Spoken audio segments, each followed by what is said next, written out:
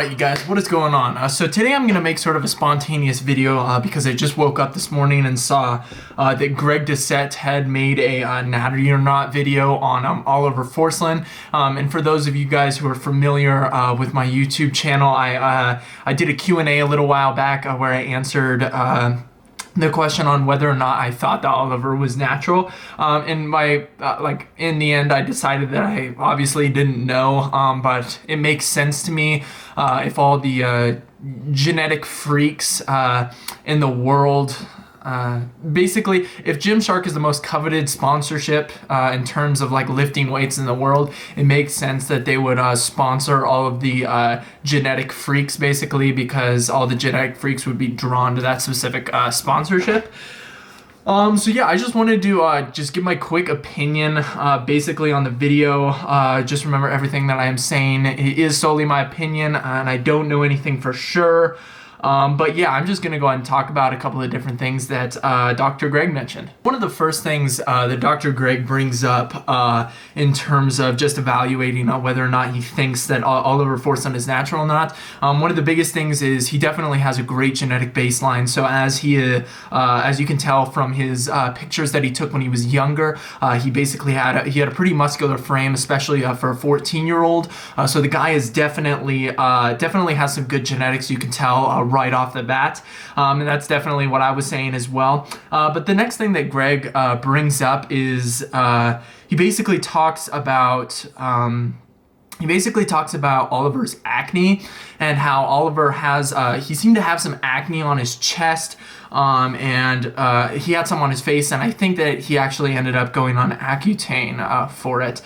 So now I know Greg doesn't bring this up like a knockdown argument or anything like that, which I commend him for doing, because a lot of people do that. A lot of people will just say like, oh, he has like this certain type of acne, and so therefore he is most definitely on steroids, when that is just absolutely not the case. I know from experience, I've been lifting since I was about 14 years old. Obviously, I wasn't doing things right for about my first 2.5 years of lifting, but I have struggled with acne since I was about 13 years old, and I've had it terrible my entire life. I got it from genetically from my dad's side of the family. And yeah, I have it all over my back. If you watch my videos consistently, you will have seen it. I'm not embarrassed or ashamed or anything that it's on there, but I struggle with it on my face too. I've been on antibiotics. I haven't gone on Accutane yet, but I've been on antibiotics for about the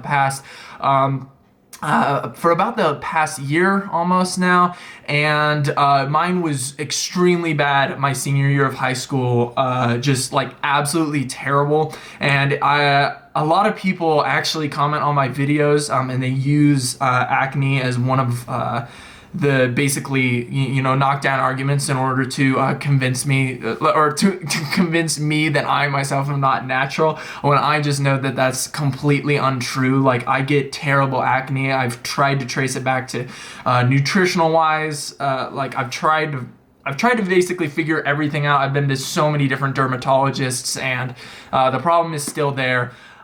So I know that Greg doesn't use this as a knockdown argument for Oliver, but Oliver does have that sort of acne on your chest that is fairly more common, I think, with steroid users, even though some people obviously can naturally get it. It's just more rare compared to like backne and obviously face acne. So yeah, I appreciate that Greg doesn't use that as a knockdown argument, just being that I myself, like, I know that I have acne. Like, vegans come at me and try to say, like, you wouldn't have acne if you went vegan. Like, please stop saying that. I have already done elimination diets. I've already tried to figure it out. It doesn't work, okay? It has something to do with my hormones. Like, something's off. So even though that it definitely doesn't help Oliver's case that he does have bad acne, I seriously think that it should not really be considered in the equation, just because considering how old these kids are, like, and everybody that I know that's like my age struggles with acne as well. Like, I know multiple people that have been through Accutane cycles and stuff like that. So it's kind of crazy. We have like a lot more people nowadays experiencing like excessive amounts of acne, and which is strange because like you guys know me, I eat really healthy. I limit my processed foods like crazy, but you know, it's still there and I still struggle with it. It's something that I've struggled with for these past couple of years. And then pretty much the knockdown argument that Greg basically takes into consideration is the fact that he says that he gained, let's see here. He says that he gained about 8 inches of quads of leg size basically in 1 year. He goes from 19 inches to 27 inches, and Greg basically thinks that that's a knockdown argument for steroid use. But I'm not so sure about this one. You can obviously tell if you go look at the pictures from the YouTube video, like his body fat has definitely increased. And one thing about Oliver, I'm not sure if you guys have noticed this at all, but just from examining his physique, he holds so much fat in his legs. Like it's incredible. He has great body fat storage on his body just genetically. And so his legs hold so much of his fat compared to his upper torso and all that. So his upper body can stay pretty lean, even though his legs look like they belong to somebody who has a higher body fat percentage. So I'm just really not sure about this. It seems like that might be possible, especially once again with good genetics and going from not training legs at all. Like if you guys look at the photo, like the photo on the left, if that's not training legs at all, he still has like quad development and stuff like that. And I was actually I was looking at Oliver Forslin's Instagram page earlier, and he said that the picture on the left is when he was not training legs at all, and he, like, you can tell he definitely has like more leg development than pretty much quite a few people that actually lift. So you can definitely tell that he is genetically blessed in his legs as well. And then also, if you look at the picture, he holds a lot of body fat in his legs.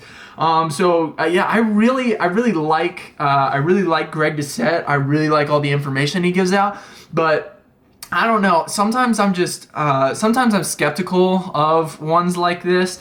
Once again, Greg is a lot more knowledgeable than I am in terms of this, but it's just, I don't know. Sometimes you guys know what I look like. I'm around 190 pounds and probably close to Oliver Forslin's body fat. I'm a couple, like 2 inches taller than he is or something like that. But we weigh practically the same thing. So he's definitely bigger than I am, but especially considering his height to weight ratio. But it doesn't seem like you need that much, like that crazy of genetics in order to look, you know, that much better like than I do. So like his genetics are obviously superior to mine by far, but I don't know. It's a really interesting thing. First of all, make sure you guys like the video if you guys enjoy me making topics about this. I just wanted to try to spit this video out because I find the topic really interesting. Drop a comment down below if you guys agree with Greg DOUCETTE, or if you still stand with Oliver Forslin claiming that he's a natural athlete. Once again, nobody knows for sure except for Oliver himself. We can speculate all day long, but in the end, he could be telling the truth. He could be lying. But I still sort of tend to stay on the optimistic side and say that this is probably one of the places where Greg DOUCETTE might be wrong. Simply because, like, once again, I really, like, the acne argument is just, I don't really consider it to hold any weight, even though it definitely, there is a correlation between steroid use and acne. And then also just the leg, and then also he talks a lot about how quickly he put on size. But basically, you know, people fudge the numbers a lot, and so, like, I just don't tend to believe people when they say, like, I put on this amount of, like, lean muscle mass in, like, 1 year. Like, 1 year could be 1 year and 5 months. 1 year could be 1 year and 9 months, and they rounded down to 1 year. Like, I don't know, adding 20 pounds of muscle, like 21 pounds of muscle. They could have rounded up to like 28. You know what I'm saying? So there are a lot of different things. Like morning weight is, like on me, my morning weight is like, what was it yesterday? It was about 8 pounds different. I weighed in at 190 in the morning, and I weighed in at 198 right after I ate dinner. So there's like a huge difference. It depends on when you weigh yourself. It depends on like where you hold your body fat percentage. There's just so many different factors.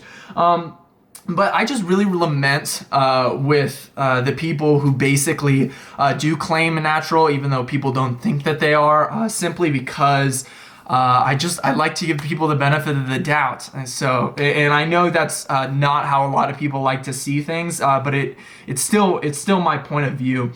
So once again, I tend to side a little bit more with Oliver on this one, just sort of assuming that he is still natural, even though I once again have no idea, and I could be completely wrong. I could be completely wrong. And once again, drop down in the comments if you think I'm wrong. And yeah, I'd love to continue the conversation, because I know what it's like to be a natural lifter and like want to have somebody to look up to where you're saying, I know that this person's not on steroids, and I want to look like them. I want to get as big as them. I want to be as strong as them without having to use steroids. So I understand that. Yeah, so that's pretty much the end of the video. I just wanted to make a quick response, just give my my opinion on the whole situation. But once again, drop down in the comments what you think. Make sure to drop a like on the video if you enjoyed it. Yeah, and I will see you guys next week with another YouTube video that I will be hopefully putting quite a bit of work into now that not doing as much since school is canceled, and there's just not a lot going on because of this whole coronavirus thing. So yeah, I will see you guys in the next video. Thank you so much for watching.